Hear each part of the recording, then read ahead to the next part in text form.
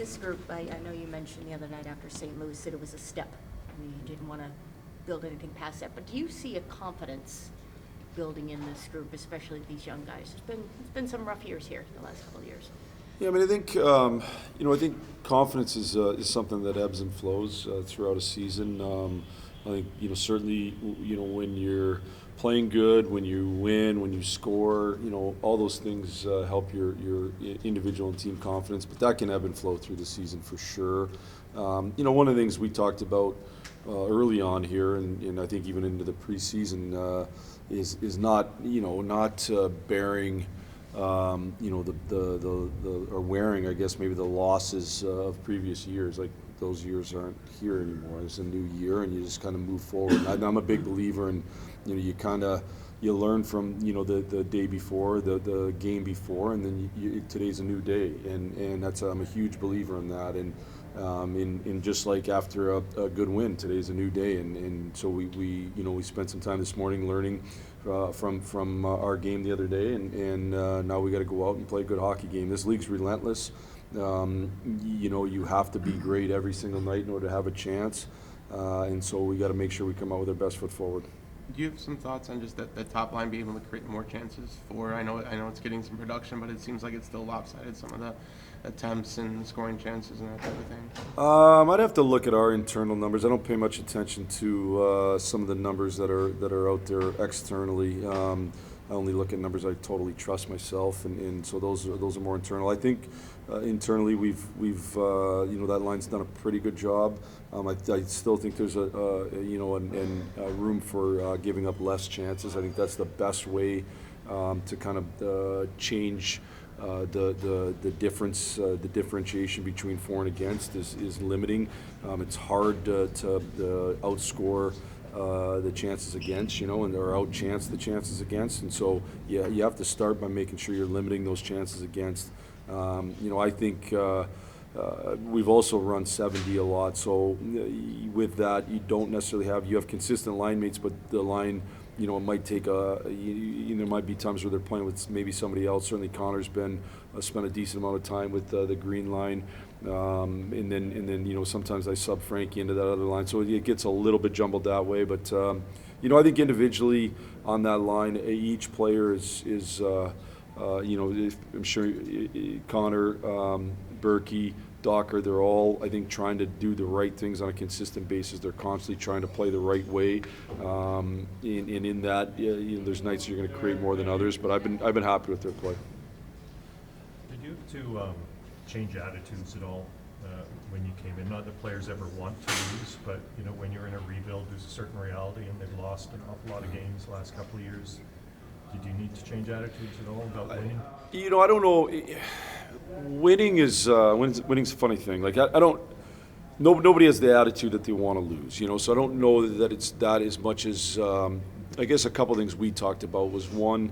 When you look across the league at winning cultures, the best players do it right consistently, and so we've challenged our best players to play winning hockey. What is that? That's not cheating for offense. That's checking for your offense, checking and still being able to produce.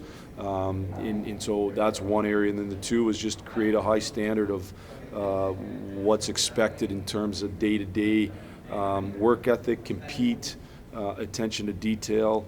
Those things are extremely important, and that started in training camp. So, I'm not sure, in terms of attitude per se, but those two things have been something that's been really important here that we've tried to implement. We haven't talked about the previous years, as I said earlier. To me, that's in the past, and let's move forward. And I think we've done a pretty good job of taking steps in the right direction here. We got a lot of steps to go, and we're going to take some backwards, but for the most part, we've done a good job of that. What's Connor's buy-in level to that? Connor's been great. I can't say enough good things about him as a person, his competitiveness, his want to be a great player, his understanding of how important it is that he wants to win more than anything else. He wants to win more than score points. He wants to win more than getting accolades. He just wants to win, and so he's 100% bought into it. He accepts coaching whether it be privately or in front of the team, and because he knows that's part of the importance of building that good culture. So he, along with the rest of the group, have been really, really good about all those things. We got guys that want to win. Now it's a process to get to that level, but I don't doubt this group's want to do the things. It's not about saying you want to win. It's about doing the things it takes on a daily basis, and sometimes those things are hard, and our group has wanted to do those things on a daily basis. You mentioned that before, that it's up to the team to keep morale up. Is it like the same idea you have with keeping composure after a big win in St. Louis like that? Yeah, this is, like I think composure, it's up to us in terms of our approach, and whether it be when you've lost a few, keeping your head up, and whether when you win, keeping your focus up, and we're going to face a hungry team tonight that just had a good win last night, and we're going to have to come out and keep our foot on the gas and keep our process headed in the right direction. If we don't, you end up, in a hurry. The thing goes the other way. So, listen, we're 2-2-1. And we talked about it today. 2-2-1's not a playoff team. 2-2-1's not where guys want to be. We had a good win the other night, but that's over, and let's move forward here against Vancouver. How has Ryan Donato complimented moving down to that Dickinson-McKayev line? That line's been really, really good, and I think all three components have been good on it. But I think what Ryan does is give them some scoring punch on that line. Ryan's a guy that can score on one shot. He doesn't need volume necessarily, and so I think he's been a kind of a good complement on that line. Ryan and I talked about making sure, just like the rest of the team, that we're checking for our offense. And when you're on that line, you have to check for your offense, because enough times you're out there in either D-zone situations or out against other teams' good players. And so not cheating for offense, but checking for offense. And I think he's done a really good job of that. So I think he's been a good fit on that line.